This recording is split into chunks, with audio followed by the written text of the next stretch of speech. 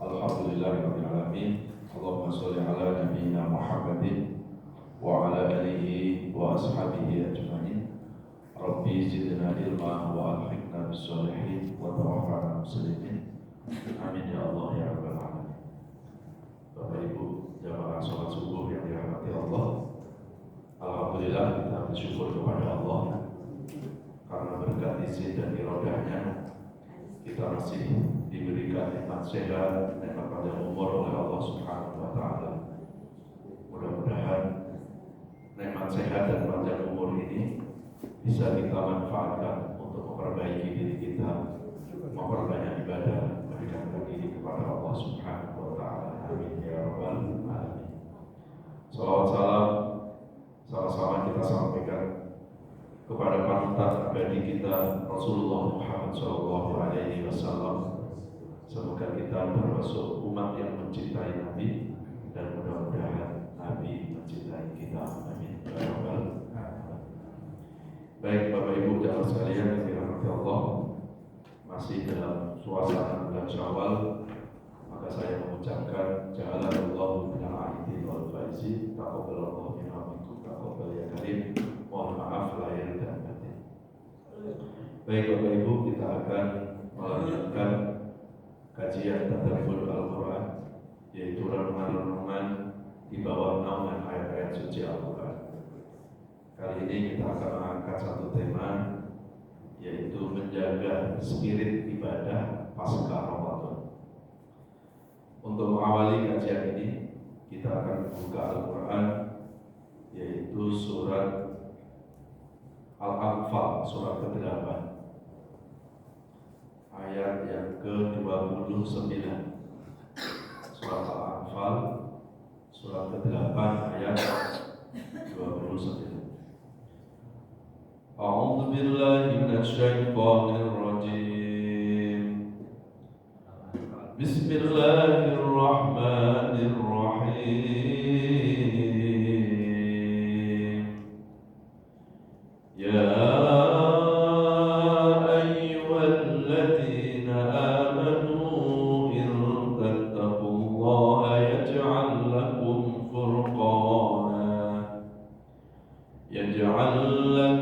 furqanan wa yukaffir 'ankum sayyi'atikum wa yaghfir lakum wallahu dzul fadlil 'adzim. Shadaqallahul adzim. Jamaah sekalian yang dirahmati Allah Subhanahu wa taala, tema kita hari ini adalah menjaga spirit atau semangat ibadah pasca Ramadan. Jadi Ramadan boleh berlalu, tapi semangat kita tidak boleh ikut berlalu. Jadi semangat ibadah harus terjaga. Kalau di Ramadan kita rajin ke masjid, kalau di Ramadan kita rajin qiyamul lail, kalau di Ramadan kita rajin tadarus baca Quran, ya harusnya sih selesai Ramadan tetap bisa berlanjut. Ya. Kenapa kita harus terus menjaga semangat beribadah kita? Karena Allah ada kapan saja. Allah ada tidak hanya di bulan Ramadan saja. Ya. Jadi kalau ada orang semangat ibadah hanya di Ramadan, pertanyaan sederhana, itu ibadahnya karena Allah apa karena Ramadan? Ya kalau karena Ramadan ya biasanya cuma 1 bulan semangatnya. Tapi kalau ibadah itu karena Allah, Allah itu ada kapan saja. Allah itu tidak hanya ada di bulan Ramadan. Allah itu selalu ada di bulan manapun. Maka tanda-tanda atau indikator ibadah itu membawa nilai, ya, membawa nilai di hadapan Allah. Itu paling tidak ada 4 kuncinya, ya, ada 4 indikatornya. Ya, apa 4 indikator itu? Yang pertama, kalau ibadah itu benar-benar karena Allah dan ibadah itu membawa nilai ketakwaan, bukan hanya sebatas seremonial, bukan sebatas menggugurkan kewajiban, maka ibadah itu pertama akan istiqomah. Jadi dalam hadis disebutkan itu inna khairal amal adwamuha wa iqol. Sebaik-baik amal itu adalah langgengnya, istiqomah walaupun wa iqol, walaupun sedikit. Ya, jadi kalau kita lihat hadis ini, ternyata kualitas dari ibadah kita itu bukan pada sejauh mana banyaknya ibadah kita, tapi akan dilihat sejauh mana kita istiqomah dalam ibadah. Ya, ibadah itu susah, tapi menjaga istiqomah lebih susah lagi. Ya, jadi makanya disebutkan al-istiqomah khairun min alfi karomah. Ada keterangan itu. Satu istiqomah dalam satu amalan itu lebih baik daripada 1000 karomahnya para wali. Jadi istiqomah itu amalan para wali, para kekasih Allah. Disebutkan dalam hadis yang lain juga, al-istiqomah amalun anbiya wal mursal. Istiqomah itu amalan para nabi dan amalan para rasul. Ya. Maka kalau amalan itu benar-benar karena Allah, kalau amalan itu benar-benar membawa nilai takwa, pasti amalan itu akan istiqomah. Ya. Di di dalam Al-Quran sendiri Allah mengingatkan ya, kepada kita. Coba kita buka surat Al-Hajj, surat 22 ayat yang ke-11. Surat Al-Hajj surat 22 ayat ke-11. A'udzubillahi minasyaitonir rajim. Bismillahirrahmanirrahim. Wa minan nasi man ya'budu Allah 'ala harf fa in asabahu khairun itma'anna bih wa in asabahu fitnatun inqalaba 'ala wajhihi khasirat dunya wal akhirah dzalika huwal khusranul mubin. Surat Al-A'raf. Itu surat Al-Hajj ya, surat 22 ayat 11. Wa minan nasi may ya'budullaha 'ala harf. Ada sebagian manusia yang mengibadahi Allah atau menyembah Allah itu bertepi. Yang dimaksud kata bertepi itu dalam tafsir itu apa? Ibadah yang tidak totalitas, ibadah yang setengah-setengah, ibadah yang tidak kontinu, ibadah yang tidak istiqomah. Itu di Quran disebut ibadah yang hanya bertepi. Jadi ibadah yang masih luntur oleh keadaan. Jadi tergantung moodnya aja, Pak. Kalau tadi kita lihat di ayat tadi, ketika orang itu mendapat kenikmatan, baru itu ya, dia semangat ibadahnya. Dia katakan, nggak percuma saya ibadah, nggak percuma saya sholat. Kalau hidupku itu diberikan kelancaran, usahaku berhasil. Itu ketika orang itu mendapatkan apa? Keberuntungan. Tapi ketika kenikmatan itu dihilangkan oleh Allah, diganti dengan kesulitan, luntur Pak ibadahnya. Bahkan dia katakan apa? Percuma saya ibadah kalau kayak gitu. Percuma saya sholat, percuma saya sedekah. Allah nggak adil. Nah, orang yang seperti ini dikatakan ibadah yang tidak istiqomah, karena ibadahnya masih terkontaminasi oleh keadaan. Nah, ya. Kalau ibadah itu benar-benar istiqomah, ibadah itu tidak peduli Pak, mau dalam kondisi apapun, mau kondisi susah, mau kondisi senang, mau Ramadan ataupun nggak Ramadan, nggak peduli. Sekali dia beribadah, ya sampai mati dia beribadah. Sekali dia ke masjid, sampai jenazahnya disolatin di masjid. Nah, itulah yang disebut apa? Ibadah yang istiqomah. Ya. Nah, orang yang ibadahnya itu masih terkontaminasi oleh keadaan, oleh waktu itu. Kalau kita lihat ayat tadi Pak, di tengahnya itu apa? Khosirat dunya wal akhirah. Walaupun orang itu sudah beribadah, ibadahnya dikatakan merugi. Kenapa ibadahnya itu dikatakan merugi? Ya karena ibadahnya itu belum totalitas karena Allah, masih karena keadaan. Ya, gitu. Jadi orang ibadah masih dikatakan rugi karena tidak continue, tidak istiqomah. Lalu gimana yang tidak ibadah? Nggak mungkin merugi dong. Kalau yang ibadah karena dia tidak totalitas, karena masih setengah-setengah, karena belum istiqomah, itu di Quran dikatakan apa? Ibadah yang merugi. Lalu bagaimana yang hidupnya meninggalkan ibadah sama sekali? Bukan cuma merugi, naik levelnya kan. Di atas rugi apa Pak? Syakiyun, kalau dalam bahasa Arab itu apa? Celaka. Ya. Nah, supaya ibadah itu tidak membawa kerugian, maka ibadah itu harus istiqomah. Harus istiqomah. Rasulullah itu pernah menegur seseorang yang ibadahnya terlalu over. Siang puasa, malam tahajud, semalam suntuk. Sampai apa? Dia tidak memikirkan keluarganya. Lalu Nabi menegur, kamu beribadah untuk ikuti siapa? Dia bilang, ya ikuti engkau Rasulullah. Kalau ikuti aku nggak begitu. Ya, aku sholat, tapi kadang aku tidur malam juga. Aku puasa, kadang aku juga hari berikutnya tidak berpuasa. Dan Rasul mengatakan tidak sempurna agama seseorang kalau orang itu mengejar akhirat lupa dunianya, dan juga tidak termasuk umatku yang mengejar dunia lupa akhirat. Jadi akhirnya apa? Inna khairul umur awsatuha. Sebaik-baik urusan itu apa? Pertengahan. Jangan terlalu over, juga jangan terlalu sedikit gitu kan. Ya. Jadi kebaikan saja kalau terlalu berlebihan itu nggak disukai oleh Allah. Apalagi sudah perbuatan tidak baik, over gitu ya. Yang baik over aja tidak baik. Karena biasanya ibadah yang terlalu berlebihan itu ibadah itu nggak istiqomah. Biasanya ibadah itu kalau terlalu over, Pak, biasanya ibadah itu nggak bisa bertahan lama, nggak bisa bertahan lama.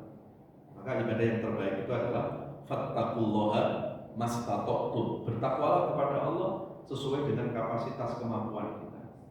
Makanya ada orang katakanlah Pak, setiap malam dia mampu sholatnya 2 rakaat. Kalau memang mampunya 2 rakaat, nggak apa, habis itu tidur lagi. Tapi besok dia sholat lagi, walaupun 2 rakaat, terus continue. Itu jauh lebih disukai oleh Allah ketimbang orang yang sholat semalam suntuk besok nggak sholat lagi.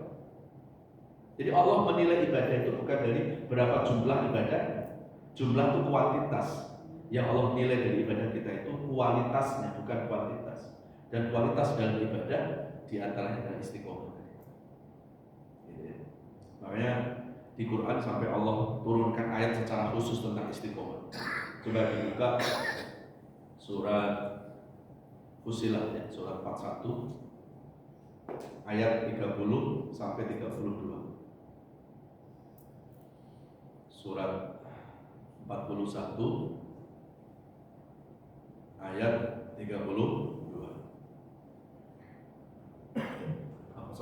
Surat 41 ayat 30 sampai 32 ya. A'udzubillahi minasyaitonir rajim. Bismillahirrahmanirrahim. Innal ladzina qalu rabbuna Allah tsumma istaqamu tatanazzalu 'alaihimul malaikatu alla takhafu wa la tahzanu wa abshiru bil jannati allati kuntum tu'adun nahnu awliya'ukum fil hayatid dunya wa fil akhirah wa lakum fiha ma tashtahi anfusukum wa lakum fiha ma tad'un nuzulan min ghafurir rahim. Subhanallah. Itu surat Fussilat surat 41 30 sampai 32. Ini ayat secara khusus pentingnya apa? Istiqomah. Coba kita lihat ya. Innal ladzina qalu rabbunallah. Sesungguhnya orang-orang yang berkata Tuhanku adalah Allah. Maksudnya orang-orang yang sudah beriman. Lalu summastaqamu. Setelah orang itu beriman, kemudian dia istiqomah. Istiqomah dalam imannya, istiqomah dalam ibadahnya. Apa yang Allah janjikan kepada orang itu, Pak?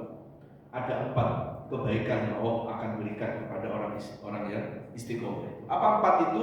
Yang pertama, tatanazzalu alaihimul malaikah. Allah akan menurunkan malaikat kepada orang itu. Untuk apa? Untuk mendampingi, untuk menjaga. Jadi orang yang istiqomah itu backingnya malaikat. Ya. Itu yang pertama. Ya. Lalu yang kedua apa? La takhafu wa la tahzan. Orang yang imannya istiqomah, ibadahnya istiqomah, Pak. Orang itu tidak akan dihantui ketakutan dalam menghadapi hidup dan tidak akan larut dalam kesedihan. Ya.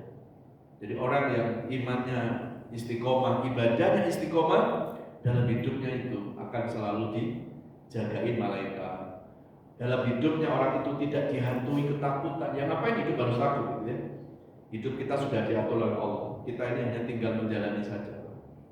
Kita tidak bisa mengatur Tuhan. Kita tidak bisa memaksa Allah untuk mengikuti kemauan kita. Karena hidup ini itu bukan mau-maunya kita. Hidup itu bergerak mengikuti ketetapan Allah Subhanahu wa ta'ala. Ya. Kemudian yang ketiga, orang yang istiqomah wa abshiru bil jannah.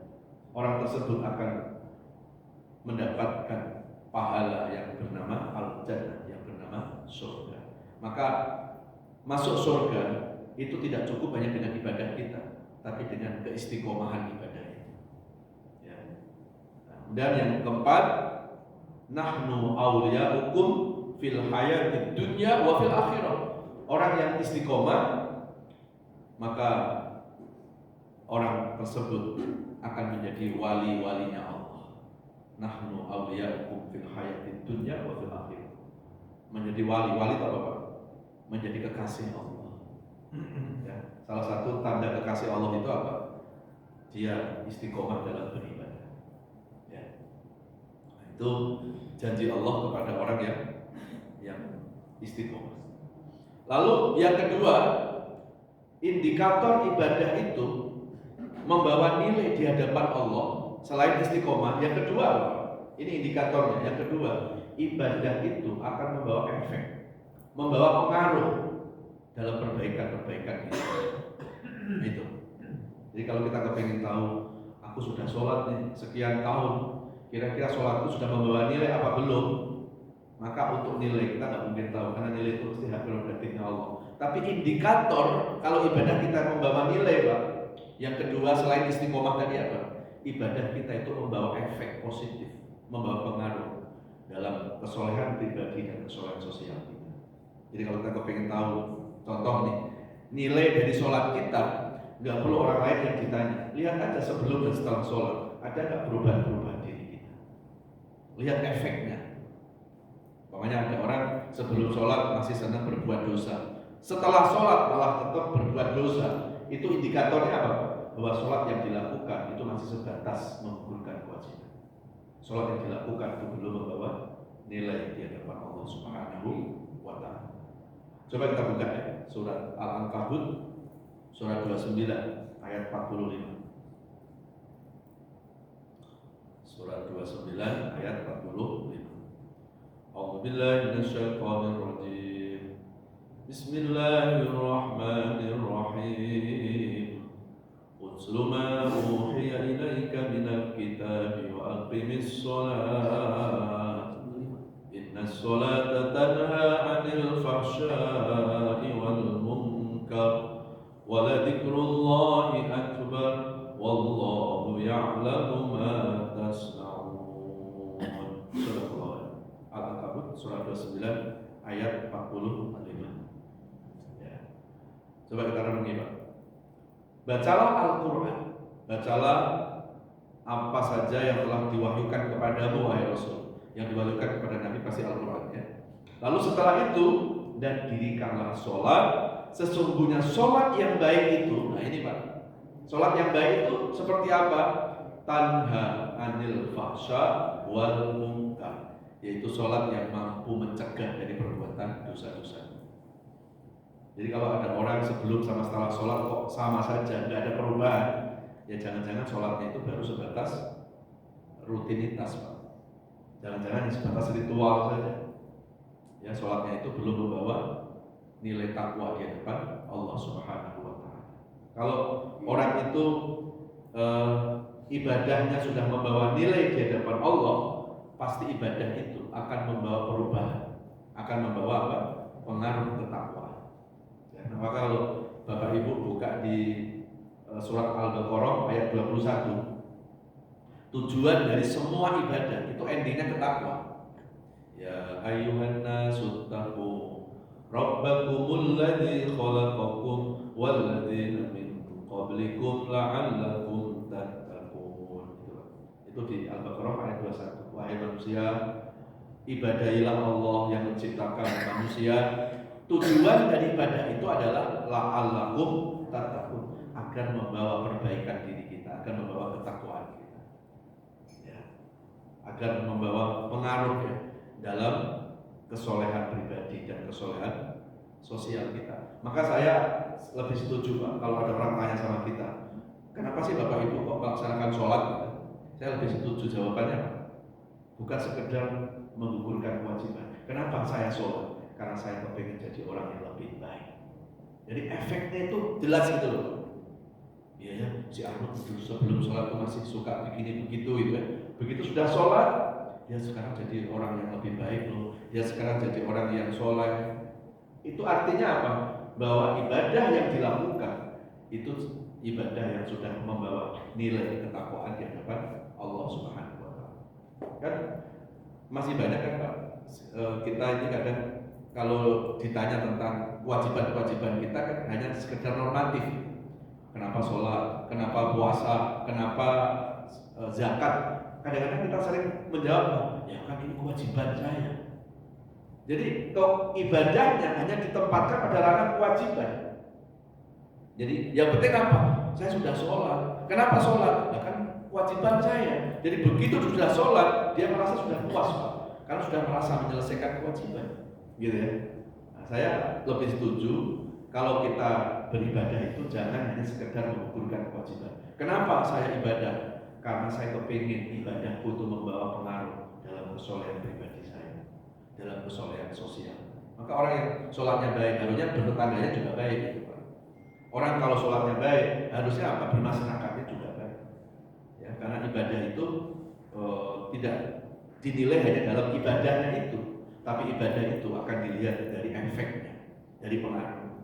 Termasuk nilai puasa kita kemarin itu Pak.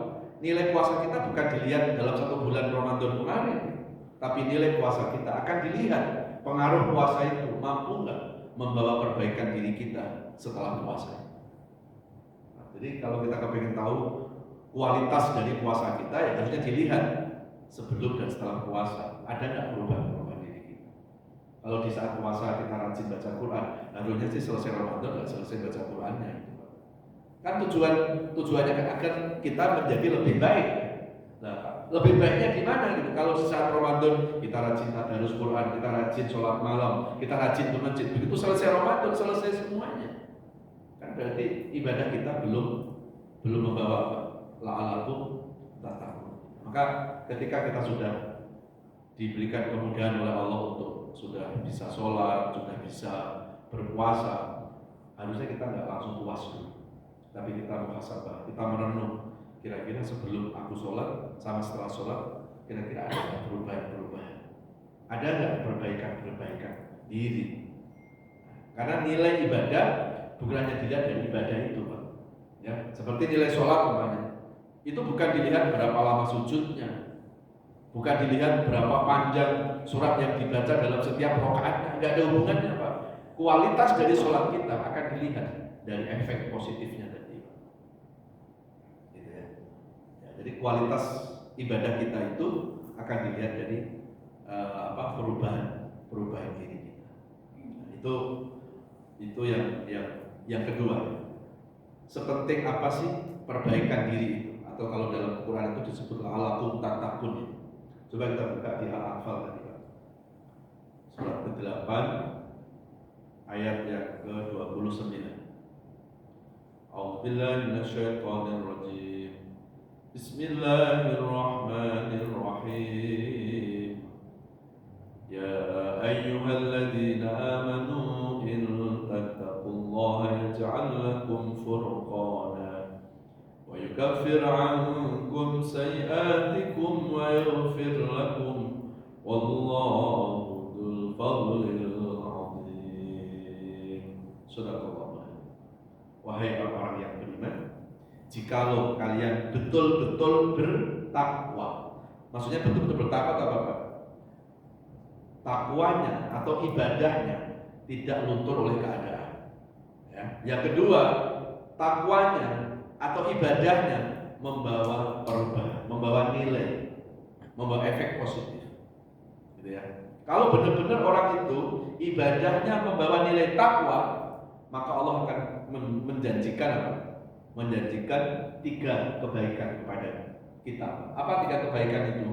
Yaj'al lakum furqana. Orang itu akan diberikan furqan oleh Allah. Apa furqan itu? Furqan itu penjagaan secara khusus dari Allah sehingga orang itu bisa membedakan mana yang benar, mana yang salah. Furqan itu penjagaan yang Allah berikan kepada hamba yang dicintainya sehingga hamba itu tidak terjumus dalam perbuatan nista, dalam perbuatan dosa. Jadi Allah tidak rela kalau hamba ini sampai terjumus perbuatan dosa, selalu dijagain sama Allah. Itu efek dari apa? Ketakwaan kita. Ya. Kemudian yang kedua apa? Wa yukaffir ankum sayiatikum. Allah akan mendelete kesalahan kita. Jadi kesalahan kita itu dibersihkan oleh Allah. Dan yang ketiga apa? Wa yaghfir lakum. Allah akan mengampuni dosa-dosa. Jadi sebelum diampuni, di-delete dulu. Karena dalam Quran itu Pak, ada yang hanya diampuni saja, tapi nggak dihapus. Kalau hanya diampuni saja, tetap aja nanti dosanya akan ada hisabnya, ada pertanggungjawaban. Itu kalau hanya diampuni saja. Tapi kalau sebelum diampuni, di-delete dulu sama Allah, berarti orang ini bebas, nggak ada hisab, nggak ada pertanggungjawaban di akhir. Dan itu hanya Allah berikan Pak. Kalau ibadah kita itu membawa nilai takwa. Ya, ibadah kita itu membawa apa? Perbaikan diri kita. Itu yang kedua. Kemudian yang ketiga, indikator ibadah itu membawa nilai. Yang ketiga apa? Ibadah itu disertai dengan keikhlasan. Ini yang ketiga. Ya, coba kita buka di surat Al-Bayyinah. Al-Bayyinah itu surat 98 ayat kelima. Surat 98 ayat kelima. A'udzubillahi minasyaitonir rajim. Bismillahirrahmanirrahim. Wa ma umiru illa liya'budullaha mukhlishina lahud-din hunafa'a wa yuqimus sholata wa yu'tuz zakata dzalika dinul qayyimah. Surat Al-Bayyinah surat 98 ayat yang kelima. Wa ma umiru illa liya'budullaha mukhlishina lahud-din hunafa. Allah tidak menyuruh kita beribadah kecuali ibadah itu disertai dengan keikhlasan. Hunafa, dan hunafa itu artinya apa? Ibadah yang hunafa, yang bersih, yang betul-betul ibadah itu lillahi ta'ala. Ya. Jadi kualitas dari ibadah kita selain dilihat dari istiqomah, maka kualitas ibadah itu juga akan dilihat dari keikhlasan kita. Ya, innamal a'malu binniyat. Ya, sah dan tidaknya amal itu akan tergantung pada niatnya. Kam min amalin yutasawwaru bi amalid dunya fasara amal akhirah bi husni niyyah. Wa kam min amalin yutasawwaru bi amalil akhirah fasara amal dunya bi su'i niyyah. Berapa banyak orang yang beramal, beraktivitas seperti aktivitas dunia, tapi menjadi ladang amal akhirat. Kenapa? Bi husni niyyah, karena dia lurus dalam masangnya. Apa aktivitas dunia Pak? Seperti apa? Makan, minum, bekerja, tidur, itu kan aktivitas dunia. Tapi kalau kita lurus dalam masang niat diniatkan karena Allah, maka itu bisa menjadi ladang akhirat, akan menjadi apa? Akan menjadi ibadah di sisi Allah Subhanahu wa ta'ala. Tapi sebaliknya, wa kam min amalin yutasawwaru bi amalil akhirah. Berapa banyak orang itu beramal-amal akhirat tapi menjadi amal dunia. Maksudnya apa? Tidak ada nilai di hadapan Allah. Kenapa? Bisu'in niyyah, karena salah dalam masa niat. Jadi salah satu indikator agar ibadah itu membawa nilai takwa di hadapan Allah, ya ibadah itu harus disertai dengan keikhlasan. Ya. Apa sih tanda-tanda orang ibadah ikhlas karena Allah? Ibadah yang betul-betul hanya semata-mata mencari ridho Allah. Ya. Ibadah yang tidak hanya sekedar mengejar pahala, ibadah yang tidak hanya sekedar mengejar surga. Ya. Boleh nggak orang beribadah mencari pahala? Boleh, tapi pahala jangan jadi tujuan dalam beribadah. Karena kalau ibadah itu hanya sekedar mengejar pahala, biasanya ibadah itu hitung-hitungan. Kalau ibadah hitung-hitungan, ya tergantung pahalanya. Kalau besar dia semangat tuh, tapi kalau pahalanya kecil dia males.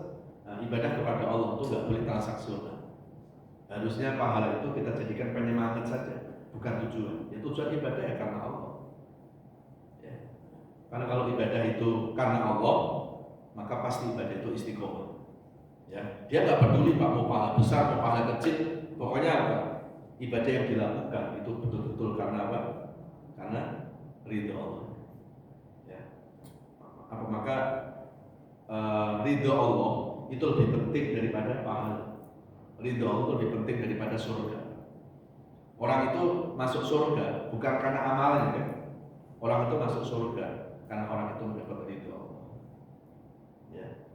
Kalau kita buka di surat Al-Fajr, Al-Fajr itu surat 89, ya. Kalau nggak salah 89 ya, Al-Fajr itu surat 89, ayatnya 4 ayat sebelum terakhir. Ya. Surat Al-Fajr, Al-Fajr ayat 89, 4 ayat sebelum terakhir. Nah, itu Allah berfirman apa?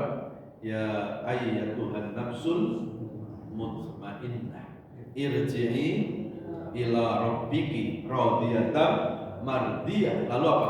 Fadkhuli fi ibadi wadkhuli jannah. Coba kita renungi ayat ini, Pak. Ya ayyatuhan nafsul mutmainnah, wahai orang-orang yang punya jiwa yang tenang. Maksudnya jiwa tenang itu apa, Pak? Yang hatinya bersih. Kalau hati bersih, Pak, maka keikhlasan pasti akan masuk ke hati itu. Karena hati itu wadahnya apa? Niat. Kan an-niyatu fil qalbi, ya, muqtaronan bi fi'li gitu ya. Kalau kita lihat dalam definisi niat itu apa? Niat itu di dalam hati, dibarengkan dalam awal pekerjaan. Maka kalau orang itu hatinya bersih, insya Allah ya, keikhlasan itu akan masuk ke hati kita. Nah, pertanyaannya gimana?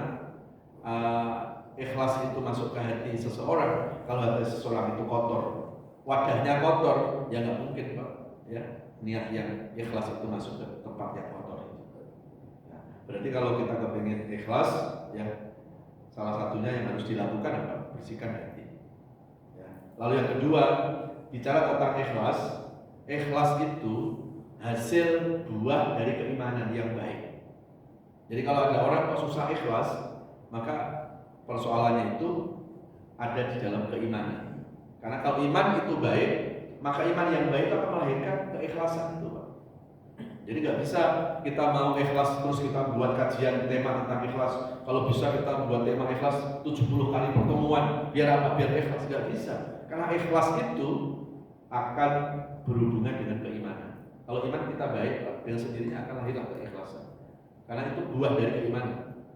Ya. Dan yang kedua, yang menjadikan orang itu ikhlas apa? Hatinya bersih. Hati yang bersih. Karena sumber keikhlasan itu kan di hati. Sumber niat itu di hati kita. Ya. Jadi maka di Quran sampai disebutkan itu fa'alhamaha fujuraha wa taqwa. Qad aflaha man zakkaha wa qad khaba man dassaha. Itu di As-Samс surat 91, 8, 9, 10. Allah itu menetapkan kepada manusia dengan dua sifat. Ada sifat fujur, ada sifat takwa, ada sifat baik, ada sifat salah. Maka sejelek-jelek manusia pasti ada baiknya, dan sebaik-baik manusia pasti ada jeleknya. Nggak mungkin manusia itu benar terus, Pak. Yang benar terus cuma malaikat. Dan begitu juga nggak mungkin manusia itu salah terus. Yang salah terus cuma setan. Nah, manusia ini setan bukan, malaikat bukan. Maka manusia itu yang mewarisi dua sifat. Kadang sifat malaikat, kadang sifat setan. Kadang baik, kadang buruk. Itulah sifat manusia. Ya.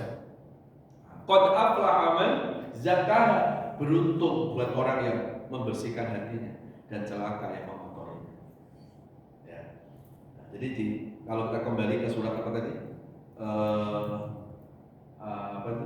Al-Fajr ya, surat ke-89, 4 ayat sebelum terakhir itu Allah panggil hambanya apa? Dengan panggilan wahai orang-orang yang punya jiwa yang tenang, yang hatinya bersih. Lalu setelah itu apa Pak? Irji'i ila rabbiki, kembalilah kepada Tuhan. Jadi yang dipanggil sama Allah itu orang-orang yang hatinya bersih. Lalu setelah itu apa? Radiyatan mardiyah, engkau akan mendapat ridho. Dan setelah dapat ridho, baru Pak, fadkhuli fi ibadi, jadilah engkau hambaku dan masuklah ke dalam jannah, ke dalam surga. Berarti syarat masuk surga apa? Ya ridho Allah. Tapi hari ini kan banyak orang beribadah yang dikejar dengan pahala saja.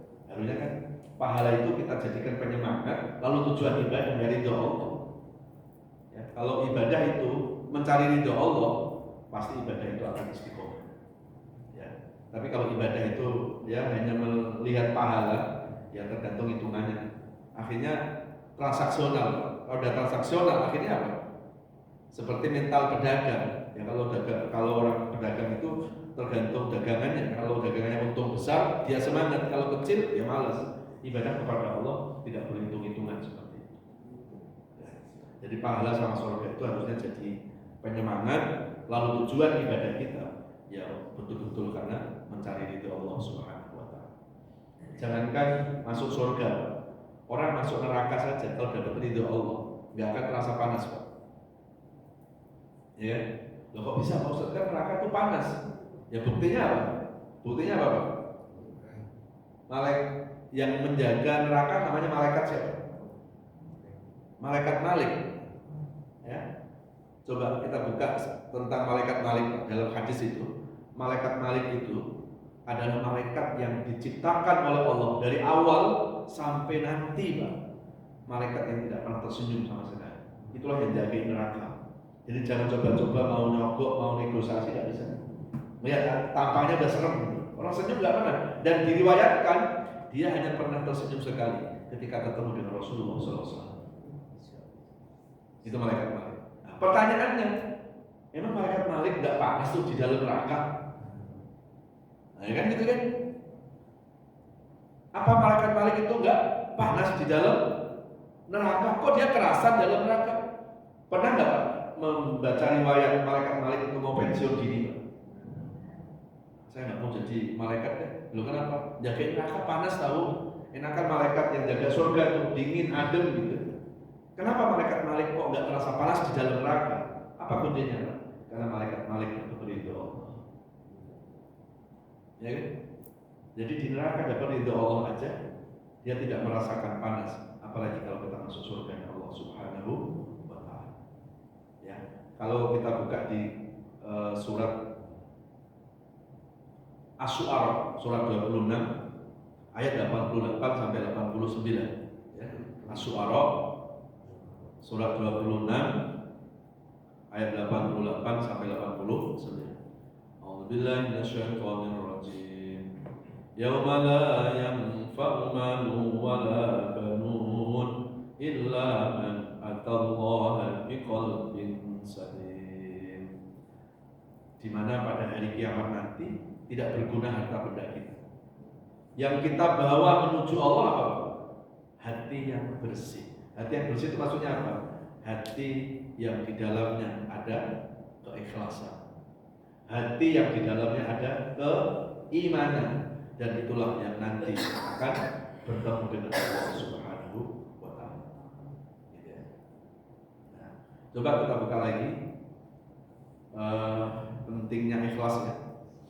Pentingnya ikhlas dan membersihkan hati tadi. Sekarang kita buka surat Shad. Surat Shad itu surat 38 ayat 82 sampai 83. Surat Shad surat 38 ayat 82 sampai 83. A'udzubillahi minasyaitonir rajim. Bismillahirrahmanirrahim. Qala fa bi'izzatika la'ughwiyannahum ajma'in illa ibadaka minhumul mukhlasin. Sadaqallahu. Maka setan berkata, inilah. Qala fa bi'izzatika la'ughwiyannahum ajma'in. Kata setan, aku akan menggoda seluruh manusia. Jadi sepanjang manusia itu masih hidup, Pak, nggak akan dibebaskan oleh setan. Maka setan itu dari dulu sampai sekarang selalu istiqomah. Istiqomahnya apa? Ya menggoda manusia. Maka kalau mau belajar istiqomah, belajar dari setan. Istiqomahnya aja ya, tapi jangan belajar godainnya, jangan. Dari dulu sampai sekarang setan itu kerjaannya cuma satu, ya menggoda manusia. Sampai dikatakan aku akan goda manusia dari atas, dari bawah, dari kanan, kiri, sampai bawah, atas. Apa kata setan, Pak? Illa ibadaka minhumul mukhlasin. Yang aku tidak sanggup menggodanya kalau manusia itu mukhlasin, ikhlas karena Allah. Berarti setan itu tidak takut dengan orang yang ahli ibadah. Yang ditakuti setan adalah orang yang ikhlas dalam ibadah. Jadi yang ditakuti itu bukan ibadah kita oleh setan, tapi apa? Keikhlasan. Ya. Nah, maka nilai dari ibadah itu bukan dilihat kuantitasnya, tapi akan dilihat dari kualitas. Dan kualitas ibadah itu ada dalam keikhlasan. Saya pernah membaca dalam sebuah hadis, Pak. Rasulullah itu pernah dialog sama setan. Ya. Suatu saat Nabi itu masuk ke masjid. Di masjid itu ada dua orang, Pak. Yang satu lagi sholat di depan mimbar, yang satu lagi tidur di belakang. Rasul itu melihat setan, Pak, bukan goda yang lagi sholat, justru yang digoda tuh yang lagi tidur, dikipas-kipasi biar pules. Ya.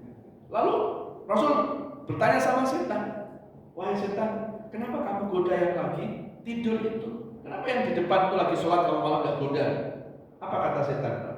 Ya Rasulullah, itu yang sholat aku sudah tahu. Dia ibadahnya tidak ikhlas karena Allah. Dia itu kalau lagi susah baru dia dekat sama Allah. Dia kalau lagi dalam kesulitan dia baru sholat. Tapi ketika dihilangkan kesulitannya, maka luntur ibadahnya. Dia tinggalkan sholat lagi. Jadi ibadahnya belum sempurna ikhlas karena Allah. Ibadah itu tergantung moodnya, tergantung apa? Keadaannya. Itu nggak usah aku goda. Ibadah itu nggak akan diterima sama Allah. Setan aja tahu, Pak, mana yang ikhlas mana yang nggak ikhlas ini. Lalu kenapa aku menggoda yang lagi tidur ini, kata setan? Ya, karena ini tidurnya orang berilmu. Ini tidurnya orang alim. Tidurnya aja diniati ibadah. Gimana meleknya? Maka aku godain biar jangan melek-melek. Karena semakin dia melek, pasti dia banyak ibadah yang dikerjakan. Nah, yang membuat setan itu takut, Pak, bukan ibadah kita, tapi keikhlasan. Tidur, yang kelihatannya tidur, kan? Tapi diniati karena Allah. Ya, maka insya Allah tidur itu juga akan menjadi nilai ibadah dia. Karena apa? Allah tidak melihat aktivitasnya, yang Allah lihat adalah keikhlasan. Ya, ya. Baik. Kemudian yang keempat, indikator ibadah itu membawa nilai takwa. Yang pertama tadi apa? Istiqomah. Yang kedua membawa efek, membawa perubahan. Yang ketiga disertai dengan ikhlas. Yang keempat apa? Yang terakhir, ibadah itu kalau benar-benar punya nilai, maka ibadah itu selalu dijalani dengan ilmu, tidak ibadah yang ikut-ikutan. Ya, coba dibuka di surat Al-Isra surat 17 ayat 36. Ya. Surat 17 ayat 30. A'udzubillahi minasyaitonir rajim. Bismillahirrahmanirrahim. Wala taqfu ma laysa laka bihi 'ilm. Innas sam'a wal basara wal fu'ada kullu ulaika kana anhu mas'ula. Shadaqallahul. Itu surat Al-Isra ayat 36. Yang artinya apa? Jangan kita melakukan sesuatu kecuali dilakukan dengan ilmu. Ya.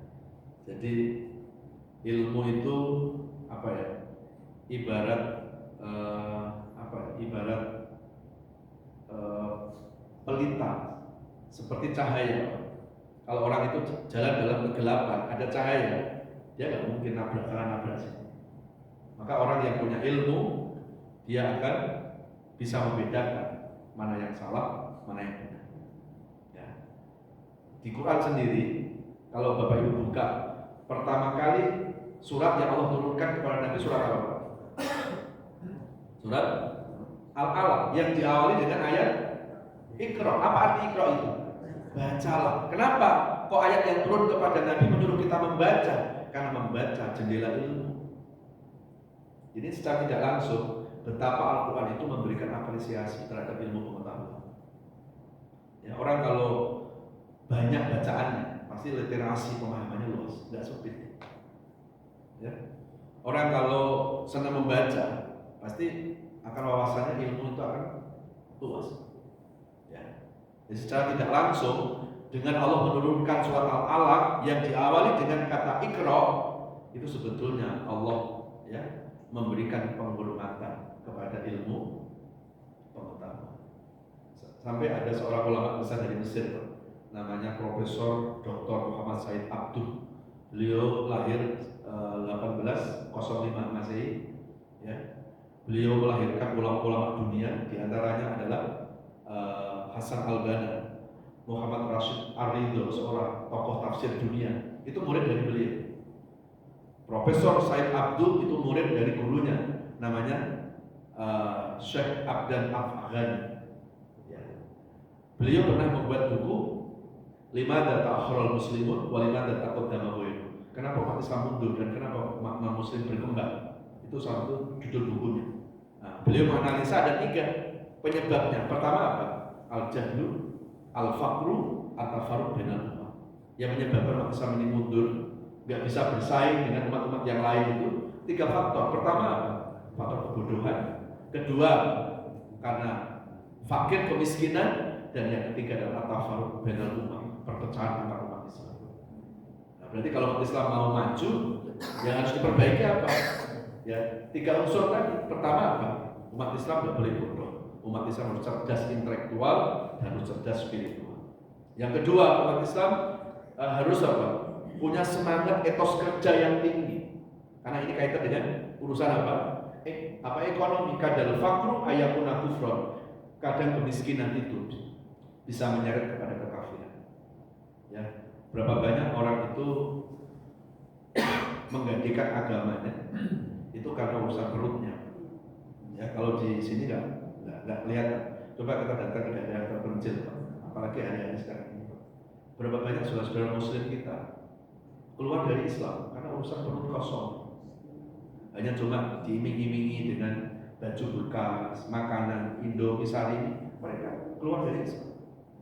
Jadi yang harus diperbaiki adalah sektor ekonomi. Lalu yang ketiga ini at-tafarruq bainal ummah. Umat Islam tidak boleh berpecah belah. Idza taraqat ummati fatadrisa. Kalau umatku sudah terpecah belah, tunggulah masa kehancuran kita. Hancurnya umat Islam bukan karena faktor eksternal. Hancurnya umat Islam itu karena faktor internal. Apa faktor internal itu? Perpecahan antar umat Islam. Yang hari ini sudah kita rasakan.